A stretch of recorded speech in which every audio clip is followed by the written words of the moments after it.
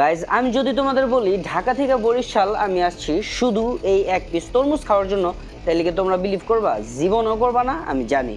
চলো কাহিনী শোনাই।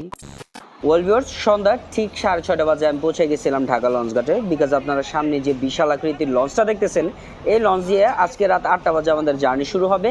আর আগামীকালকে ভোর 5টা বা 6টার দিকে আমরা পৌঁছে যাব বরিশাল সদরঘাটে। আমাদের যে ক্যাবিনের টিকিটগুলো আছে এগুলো আমরা পেয়েছিলাম 3,500 টাকা করে পার ক্যাবিন। তো ক্যাবিনে যাওয়ার পথে আমরা দেখতেছিলাম লিটারলি মানুষ বরিশালে খেতারঘাটি, মানে বরিশালে যাওয়ার জন্য খেতারঘাটি নিয়ে মানুষগুলো ফ্লোরে শুয়ে ছিল বা বৈশা ছিল। আমরা চলে যাচ্ছি আমাদের ক্যাবিনে গিয়ে বসার কিছুক্ষণ পরেই দেখলাম যে লঞ্চটা ছেড়ে দিয়েছে। যাই হোক, ক্যাবিনে উঠছি ভালো কথা। আমাদের ক্যাবিন সম্পর্কে আপনাদের কিছু ডিটেলস আমি বলে দিই। সর্বপ্রথম যে বিষয়টা বলবো সেটা হচ্ছে কি, আপনারা যদি লঞ্চে ক্যাবিন নেন আপনারা কিন্তু লিটারলি টাইলসওয়ালা ওয়াশরুম পাবেন। আর এটা হচ্ছে আমাদের রুম, যেখানে আপনারা এসি পাবেন, একটা মাস্টার বেড পাবেন, সাথে 2টা বালিশ আর একটা কোল বালিশ। ওইখানে আমাদের ব্যাগগুলো রেখেছি। একটা টিভি দিয়েছে, যে টিভি পুরো যাত্রাতে আমরা একবারও ছাড়ার সাহস করি নাই। আপনারা আমার রুমের বাইরে তাকাইলে দেখতে পারবেন যে আমার ক্যাবিনের সাথে অ্যাটাচ করা খুব সুন্দর একটা ব্যালকনি ছিল। আর ব্যালকনির মধ্যে কিন্তু একটা বেসিনও ছিল হাত মুখ ধোয়ার জন্য। টু বি অনেস্ট, আমার কাছে ওই দিন রাতের ওয়েদারটা এতটা বেশি ভালো লাগতেছিল যে অলমোস্ট পুরাটা রাত আমি ব্যালকনিতে বসে কাটাই দিছিলাম। যাই হোক, ভোর 5:30টার দিকে আমরা পৌঁছে গেছিলাম বরিশালে। আর লিটারলি ক্যাবিন থেকে বেরোয়া দেখি আমার রুমের বাইরে মানুষ খেতা বালিশ বিছায় ঘুমায় পড়ছিল। আর এখানে তো সারা রাত মানুষ ধুমায় বসে ছিল বা ঘুমাচ্ছিল। বোর্ডটা আমার কাছে খুবই সুন্দর লাগতেছিল। এটা হচ্ছে বরিশালের যে সদরঘাট বা লঞ্চ ঘাট আপনারা বলতে পারেন। এখান থেকে অনেকে বাইক নিয়ে আসছিল, বাইক নিয়ে নামলো, আমরাও নামলাম। নামার পরে আমরা বরিশালে নাইমা ডিম ভাজি বা পরোটা দিয়ে ব্রেকফাস্ট করে নিলাম। আর এখন আমরা চলে যাচ্ছি আমাদের অ্যাকচুয়াল উদ্দেশ্যে, যেটা ছিল বরিশাল জালকাঠি পিরোজপুর এলাকার ঠিক পাশে অবস্থিত বিমরুলি পেয়ারা বাগান। আর আমার অনেক দিন যাবত ইচ্ছা হইতেছিল যে আমি বিমরুলি পেয়ারা বাগানে আসবো, নৌকা দিয়ে ঘুরে ঘুরে পেয়ারা কিনবো, পেয়ারা খাবো। সো আমি যখন একদম কাছাকাছি চলে আসতেছিলাম তখনই আমি সামহাও জানতে পারলাম যে ভাই, এটা তো পেয়ারার সিজন না। দ্যাট মিনস আমি পেয়ারা পাইতেছি না। পেয়ারার সিজন আসতে নাকি আরো 3-4 মাস সময় লাগবে। সো আমার মনটা খুবই খারাপ হয়েছিল। আর আমার মন খারাপ দেখে অটোলা বেটা আমার বলতেছিল যে পেয়ারা বাগান পান নাই তো কি হয়েছে, চলেন আপনার তরমুজ বাগানে নিয়ে ফালাই দিয়ে আসি। যাই হোক, আমি টলারে উঠে বসছি, আমার পিছনে পাঞ্জাবি ওলা, তার পিছনে গেঞ্জোলা বেটা বসছিল। আর আমরা যাইতেছিলাম অ্যাকচুয়ালি কোনো তরমুজ বাগানে না, বাট এরকম একটা প্লেসে যেখানে ট্রলার করে নদীর উপরেও তরমুজ বিক্রি করে। আমরা যাইতেছি বর্তমানে বরিশালের বিষখালী নদী দিয়ে ওই স্পটটাতে, যেটার নাম অ্যাকচুয়ালি আমার জানা নাই। যাই হোক, ওই প্লেসটাতে আমি পৌঁছানোর পরে ভাই যা দেখলাম, কই রাজরানী কই বিষ নাই। এই কয়েকটা ট্রলারের উপরে কি বাঙ্গি তরমুজ এগুলা বিক্রি করতেছিল।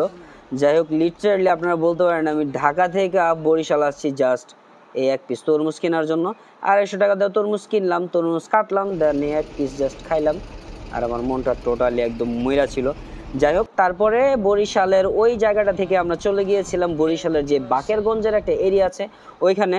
বিকজ ওইখানে আমার পরিচিত এক লোক ছিল, তার বাসায় উঠলাম। বাসাটা একদমই গ্রামীণ পরিবেশের ছিল।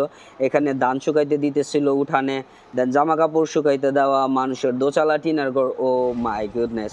আর ওইখানে রাস্তার পাশে এত সুন্দর সুন্দর ছোট ছোট নদী ছিল বা পুকুর ছিল, যেগুলো দেখতে বা এনজয় করতে টু বি অনেস্ট আমার কাছে খুবই ভালো লাগতেছিল। বিকজ শহরের এত ভিড় যানজট এগুলা থেকে গ্রামীণ পরিবেশটা এতদিন পর পাওয়ার পরে আমার কাছে অ্যাকচুয়ালি অনেক বেশি ভালো লাগতেছিল।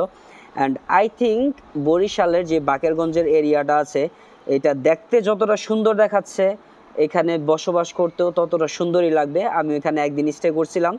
দেন পরের দিন আমাদের যেহেতু লঞ্চ ছিল রাত আবার 8টা-9টার দিকে, তো এই জন্য আমরা লঞ্চ ঘাটের আশেপাশে চলে আসছিলাম অনেক আগেই। আর বিকালবেলায় সে একটা জায়গাতে আমরা ঘুরলাম, ওই জায়গাটার নাম আমার জানা ছিল না, বাট পাশেই অবস্থিত ছিল প্ল্যানেট পার্ক। সো আমরা প্ল্যানেট পার্কেও গেলাম, বিকজ এখানে নাকি অনেক ছোট বড় মানুষ যায়। এই পার্কটাতে ঢুকতে অ্যাকচুয়ালি টিকিট মূল্য হচ্ছে গিয়ে মাত্র 20 টাকা করে। আর টু বি অনেস্ট 20 টাকা হিসেবে প্ল্যানেট পার্কের আকার আকৃতি আমার কাছে বিশাল বড় লাগছে। বিকজ নারায়ণগঞ্জে যে অ্যাডভেঞ্চার লেন পার্ক আছে বা চৌরাঙ্গি পার্ক আছে, ছোট ছোট পার্কগুলা ভিতরে তেমন আহামরি কোনো রাইড নেই, বাট ওগুলোর এন্ট্রি ফি হচ্ছে লিটারালি 50 টাকা 100 টাকা করে। আমি এখানে অ্যাকচুয়ালি কাউকে ডিসরেসপেক্ট করে কথা বলতেছি না, বাট বলতে চাচ্ছি যে 20 টাকা হিসেবে আমার কাছে পার্কের আকার আকৃতি বিশাল বড় লাগছে। এখানে অনেক ধরনের রাইড আছে যেগুলো অ্যাকচুয়ালি মাত্র আপনারা 50 টাকা করে আই থিঙ্ক চলতে পারবেন। এখানে খুব সুন্দর একটা পুকুর পাড়ও আছে, একটা ফটো ফ্রেমও আছে যেখানে আই ডোন্ট নো কেউ ছবি তুলবে কিনা। যাই হোক, যেহেতু আমাদের লঞ্চটা রাত 8টা বাজে আর ওইখানে আমরা জাস্ট 7:30 বা 7:15 বাজে গিয়া পৌঁছালেই হবে। সো আমরা ভাবলাম যে বিকাল 4টা 4:30টার দিকে যেহেতু এখানে আসছি, এখানে আমরা খুব মোটামুটি ভালো একটা সময় সেলিব্রেট করতে পারি বা কাটাইতে পারি। সো সামনে একটা গাছ দেখতেছিলাম, একটু গাছে হাঁটার ট্রাই করলাম, যেটা আমাদের বাঙালিদের সবারই চুলকানি থাকে। আশেপাশে বাঁশ দেখলে নিজে খাওয়া বা গাছ দেখলে গাছের উপরে উঠে যাওয়া। যাই হোক, এন্ড অফ দিস জার্নি আমি এটাই বলবো যে পেয়ারা বাগানে যদিও আমি যাইতে চাইছিলাম বাট যাইতে পারি নাই, এর মানে এই না যে জার্নিটা আহামরি খারাপ ছিল। খারাপ ছিল সেটা হচ্ছে গিয়া ঢাকা থেকে বরিশাল ছিলাম মাত্র 250 টাকা দিয়ে একটা তরমুজ কিনতে, আর ওই তরমুজের মাত্র একটা পিস খাইতে। সো গাইস, এতটুকু ছিল আজকের ভিডিও। আমরা চলে যাচ্ছি ঢাকা। টাটা, বাই বাই, আল্লাহ হাফেজ।